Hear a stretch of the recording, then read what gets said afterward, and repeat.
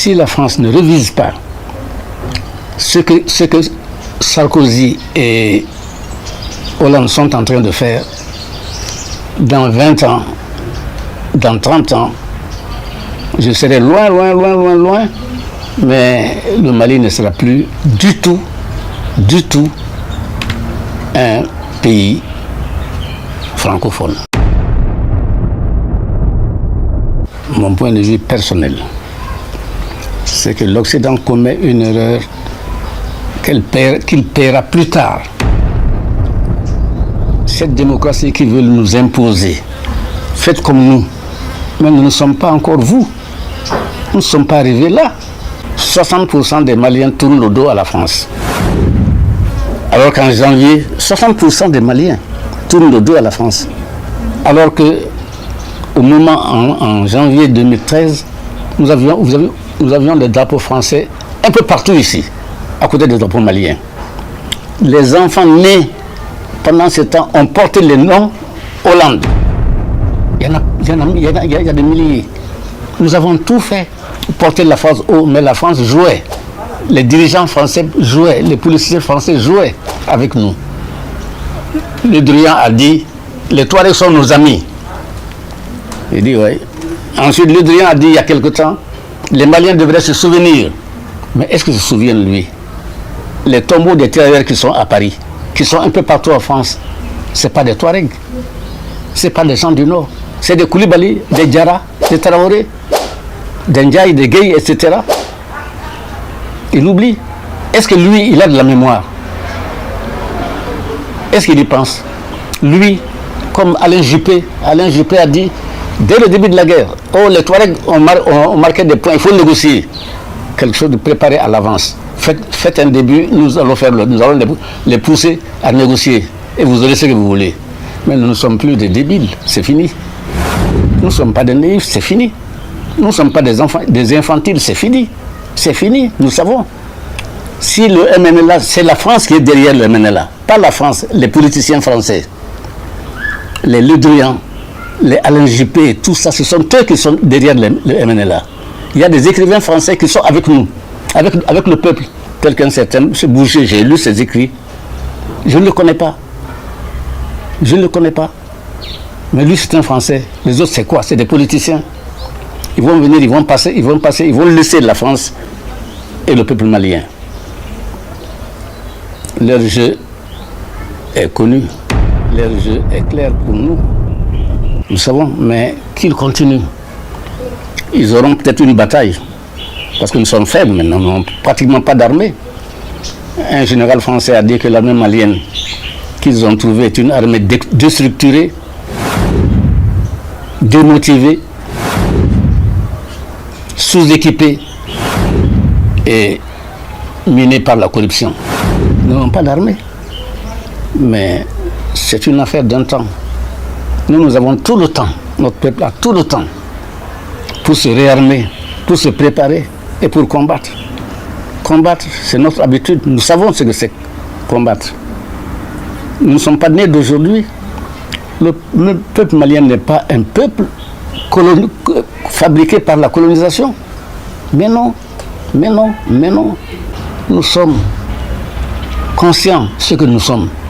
On ne peut pas nous vaincre parce que nous sommes faibles aujourd'hui. On ne peut pas nous vaincre éternellement. Ce n'est pas possible. Ce n'est pas possible. Ils auront un temps. Mais la vérité a tout le temps. Nous ne sommes pas nés avec la colonisation. Des peuplades qu'on rassemble et on leur dit, vous vous appelez un tel. Non. Nous, ce n'est pas ça. Nous, ce n'est pas ça. Ils se trompent. Ce qu'ils font là, on les voit. On les sent. Mais on ne leur pardonnera jamais d'avoir brisé l'amitié entre le peuple français et nous. On leur pardonne. C'est pour cela que Le Drian, je le cite tout le temps. Je le cite tout le temps.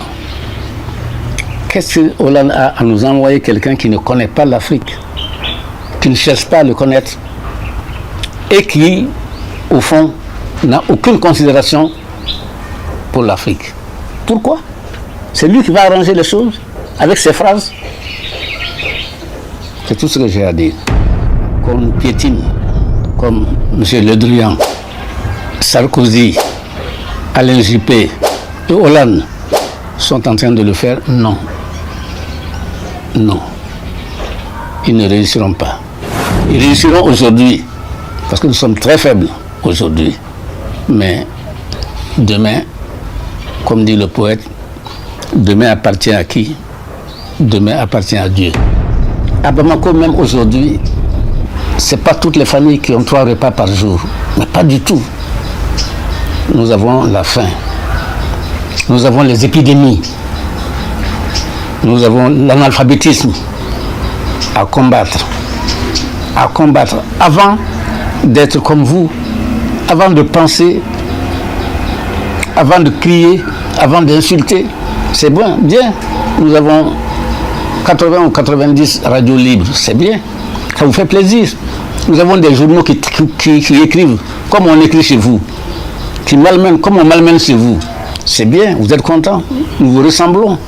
Mais au fond, ce n'est pas du tout ça, l'Afrique.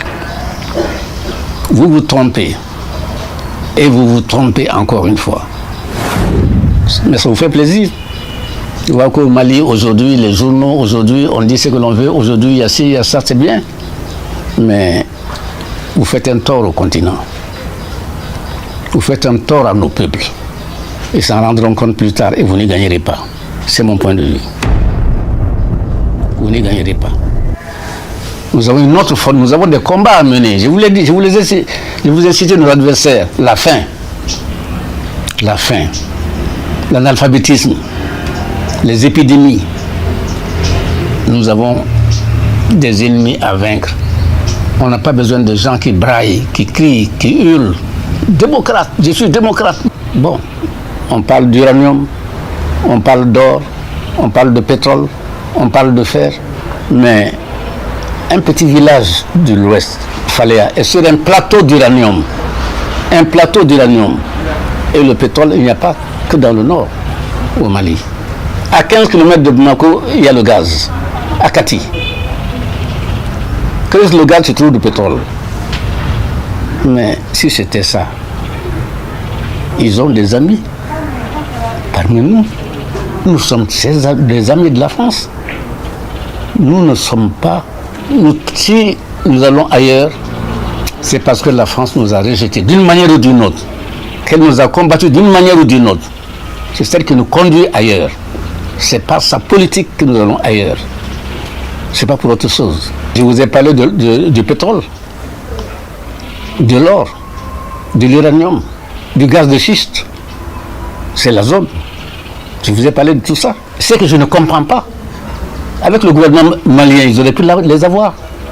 Mais non, ils n'ont plus confiance parce qu'ils sont peut-être blancs. Ils ne sont pas nègres comme nous. C'est ça. Or, il y a des nègres là-bas. Ils se trompent. Aujourd'hui, d'après le statisticien dont je vous ai parlé, les Maliens ont le cœur pour les États-Unis et la Chine. Pas la France. Moi, j'ai conduit la première délégation du Mali en Chine en août 1961. J'ai connu tous les grands dirigeants chinois. Je suis allé 34 fois en Chine. Si je suis en vie, si ma santé me le permet, au printemps prochain, j'y suis invité. Tous les 2 ans, je suis invité en Chine. La Chine est disposée à faire ce que nous voulons. Ce que nous voulons. Quand, en 2006, il y a eu la conférence sino-africaine, j'ai un vieux camarade en Chine qui était de la garde rapprochée de Mao Tse-tung.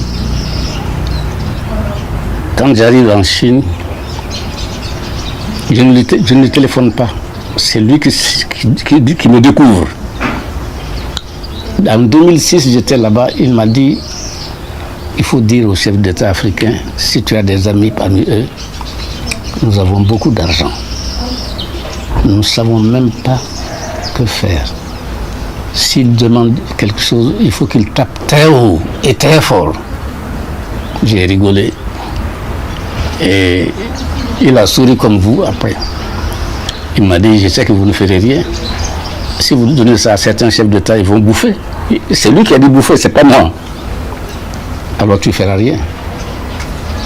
J'ai dit, je ferai quelque chose, je dirai à 2 ou 3 que je connais bien et qui ne boufferont pas comme tu dis. Aujourd'hui, les Africains ne connaissent pas la Chine. Ils ne connaissent pas. Les jeunes qui sont au pouvoir ne savent pas, ils ne connaissent pas. Ils ne connaissent pas. Et c'est vraiment dommage. Pour eux et pour la Chine, mais ce n'est peut-être pas dommage pour tout le monde. Voilà ce que je peux dire. Je connais bien. Je sais où ils veulent en venir. Mais vous savez, Senghor a toujours dit que nous sommes liés à la France par le nombril. C'est de Senghor. Hein? Si la France a du respect pour nous, je ne dis pas de la considération, je ne dis pas de l'estime, mais du respect pour nous, tout ira bien. Mais un Sarkozy ou un Hollande, malgré le langage, malgré à droite, à gauche, ils n'ont pas de considération pour nous, ils n'ont pas d'estime pour nous, ils n'ont même pas de respect pour nous. Ils nous racontent des blablabla. Et ce qu'ils font, nous le voyons. Ce qu'ils font est tout le contraire de ce qu'ils nous disent. De ce qu'ils disent. Pourquoi?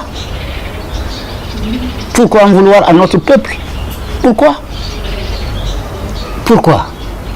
Nous avons tellement de grands-pères, de pères couchés là-bas chez vous. Pourquoi? Je ne comprends pas. C'est le mot de Souanlaï. Le pays le plus riche en pensée et en penseur progressiste devient si accroché aux colonies. Au lieu de voir les peuples, l'amitié des peuples, non, c'est des intérêts. C'est des intérêts auxquels ils tiennent. C'est vraiment malheureux et triste. L'homme qui a du respect, qui a eu du respect pour l'Afrique, c'est De Gaulle. Et il lui a évité la guerre. Parce que si on était resté entre les mains des mêmes, l'Afrique noire aussi se serait révoltée, aurait pris des armes. Parce que ce n'est pas les armes qui manquaient. Il y a eu le Vietnam, il y a eu l'Algérie. On était à 2 doigts du Maroc, après Ben Arafat, le Glaoui. Et en Afrique, ça a commencé au Cameroun avec Rouben Oumouniobé et Mounier. De Gaulle a mis le frein à tout ça, Il a dit la communauté. Ceux qui veulent faire la communauté, Sékou Touré a dit non. Il lui a dit bon, prends ton indépendance. Mais nous autres, nous sommes restés, nous avons compris. Si nous avions dit non, on aurait été éliminés parce que nous avions encore des chefs de canton qui étaient liés avec leurs médailles. Certains anciens combattants, surtout les chefs de canton. Et on s'y est trouvé bien.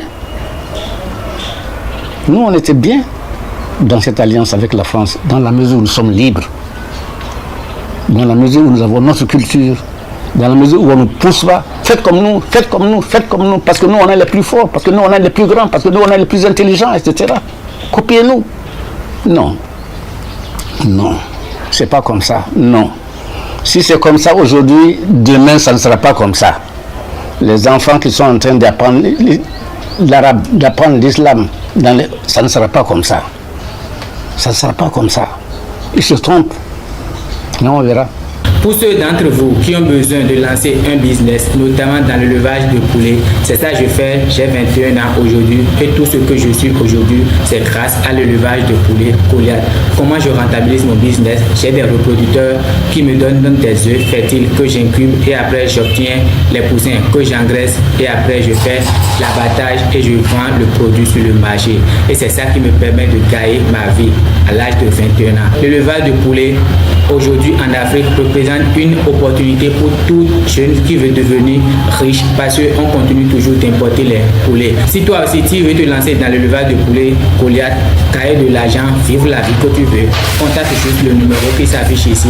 On va te montrer les bonnes informations qui pourront t'aider à installer ta ferme de poulets et à rentabiliser. Contacte juste le numéro qui s'affiche ici pour avoir les informations. Merci beaucoup et à tout à l'heure.